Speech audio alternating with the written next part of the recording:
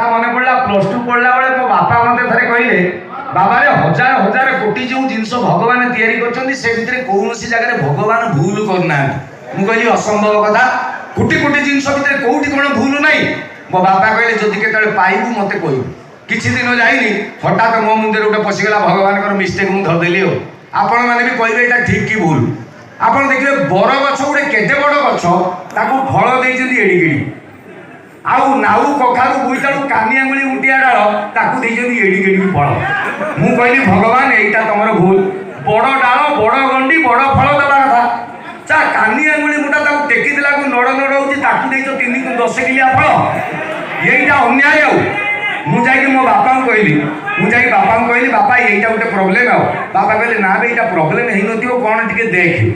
ପୁଣି 6 ମାସ ଯାଇନି କୁଆଡ଼େ ଗୋଟେ ସାଇକେଲ ନେଇକି ଯାଉଥିଲି, ପ୍ରବଳ ଖରା ହେଲା, ଗୋଟେ ବରଗଛ ମୂଳରେ ସାଇକେଲଟି ରଖିକି ମୁଁ ବସିଛି। ଜଷ୍ଟ 5 ମିନିଟ୍ ଖଣ୍ଡେ ଯାଇଛି ମୋ ମୁଣ୍ଡ ଗୋଟେ ବର ଫଳଟେ ପଡ଼ିଲା ଟୁକି। ଆଉ ମୋର ଜ୍ଞାନ ପଶିଗଲା। ମୁଁ କହିଲି ନା ଭଗବାନ ଠିକ୍, ମତେ କହିଲେ କ'ଣ ଭୁଲ, ସେଇଟା ଯଦି କଖାରୁଟେ ପଡ଼ିଥାନ୍ତା। ଥରେ ଭାବନ୍ତୁ, ମୁଁ ନା ଭଗବାନ ମହା ଚାଲାକ, ସେ ଜାଣିଛନ୍ତି ବଡ଼ ଫଳ ଉପରୁ ପଡ଼ିଲେ ଫାଟିଯିବ, ତେଣୁ ତାକୁ ମାଟିରେ ଦେଇଛନ୍ତି, ପଡ଼ିବାର ନାହିଁ କି ଫାଟିବାର ନାହିଁ। ବଡ଼ ଗଛ ତଳେ ଜୀବଜନ୍ତୁ